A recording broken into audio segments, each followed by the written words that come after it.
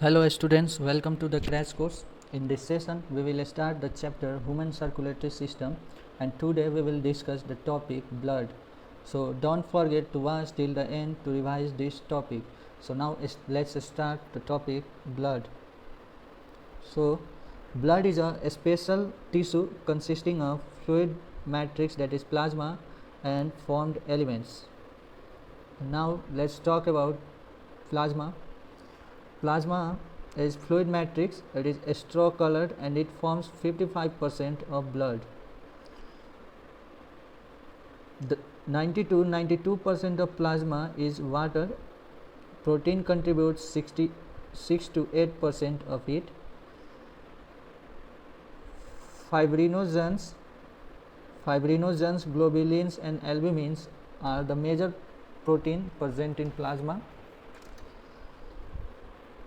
And now let's talk about fibrinogen. Fibrinogen needed for clotting or coagulation of blood.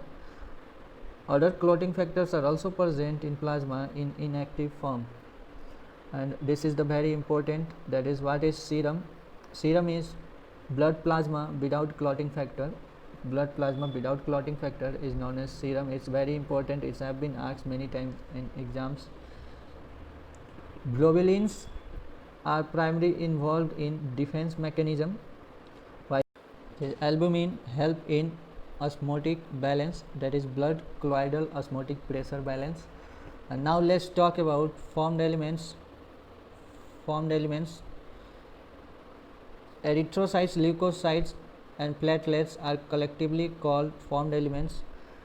It forms 45% of blood. Now let's talk about erythrocytes, also known as red blood cells or RBC. They are most abundant blood cells. The normal counts in adult is 5 to 5.5 million per millimeter cube. They are formed in red bone marrow, and RBCs are devoid of nucleus and biconcave in shape. RBCs have red colored iron containing gases transporting pigment called hemoglobin, and in normal person 12 to 16 gram of hemoglobin is present per 100 ml of blood.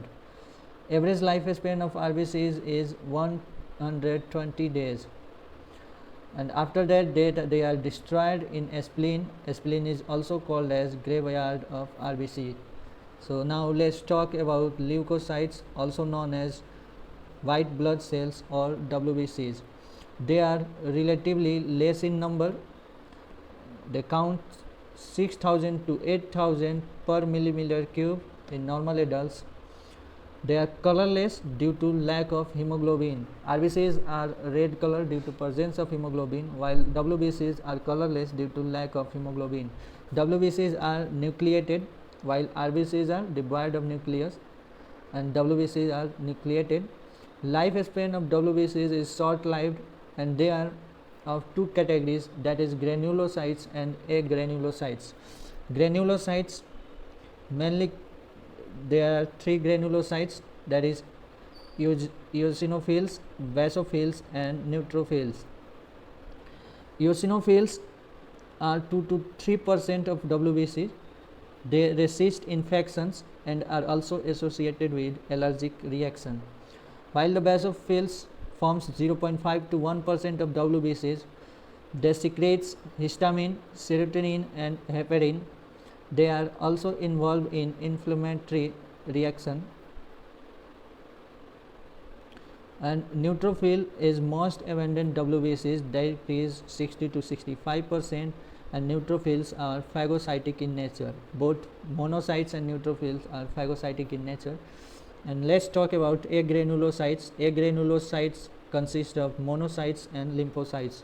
Monocytes are 6 to 8% of WBCs, and they are phagocytic nature. Monocytes and neutrophils both are phagocytic in nature. And the lymphocytes are 20 to 25% of WBCs. There are two types of lymphocytes, that is T lymphocytes and B lymphocytes. These both are responsible for immune responses. T for thymus and B for bone marrow. Now let's talk about platelets. The third part is cell fragments, that is platelets, thrombocytes, produced from megakaryotes, special cells in blood marrow. Megakaryotes are the special cells in blood marrow, bone marrow, blood marrow, which produce platelets. They count 1.5 to 3.5 lakh platelets per millimeter cube, and platelets are involved in coagulation or clotting of blood. Reduction in their number causes clotting disorder, and which in result causes excessive loss of blood.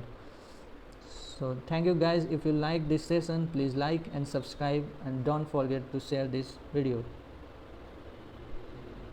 In the next session we will discuss about blood group, so don't forget to watch that session. So thank you guys.